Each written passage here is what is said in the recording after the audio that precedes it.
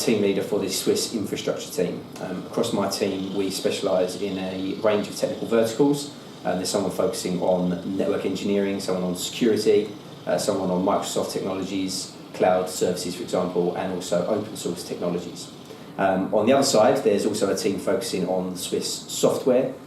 So they cover a range of software programming languages like Java, .NET, mobile web side of things, C++, for example. And then we also have a contracts division covering all of those technical areas as well, but only on the contracts or freelancer side of things. It's very good. There was an impact that the Swiss franc had that had an adverse effect on trading, for example, in Switzerland. So a number of larger businesses had a bit of a hiring freeze, but in general, across most large businesses, small and medium-sized businesses, it's very positive.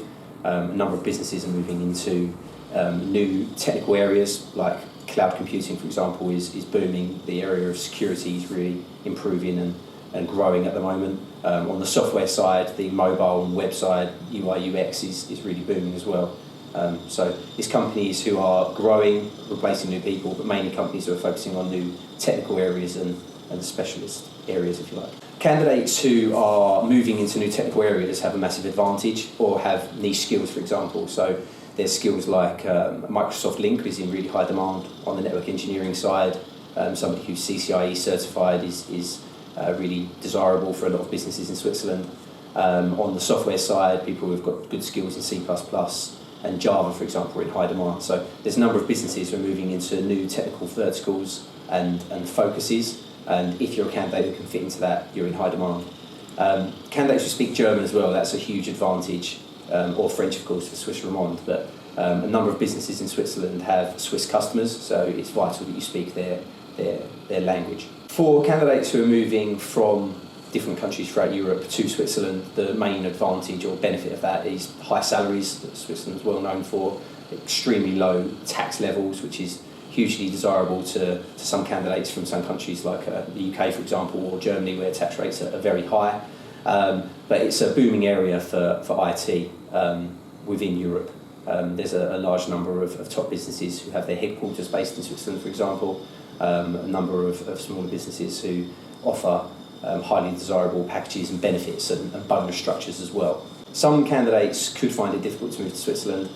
You have to be an EU national. Some countries who have recently entered the EU, Switzerland has restrictions on candidates getting in. Some candidates who have really niche skills, like I mentioned, stand more of a chance because businesses have to go to the local government and say, I found this candidate who's got these niche skills, we've been looking for them in Switzerland, we can't find them, but we found them from outside, and then there's a much stronger chance that you can secure that position and secure a permit. We can also play a part in that and advise candidates on what to do, what information to provide and things. For candidates who are interviewing for positions in Switzerland, I think one of the most important things to do is to have good reasons why you want to move to Switzerland. A number of customers are very keen to find out why people would like to move to Switzerland, not just for the salary, for example. It's very good to be well kind of researched in regards to business. Make sure you do your research, find out facts about the business, what their plans are, what growth they've gone through in the past 12 months, for example, and also be up to date with technical movements and technical kind of markets, if you like, and how things are improving and changing.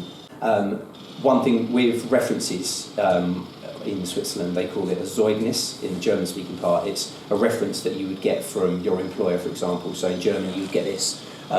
In different countries across the EU, if you can just get references from your previous employers, written references ideally, if you can then send these over when you send a CV to companies in Switzerland, it's a lot easier to speed through the process.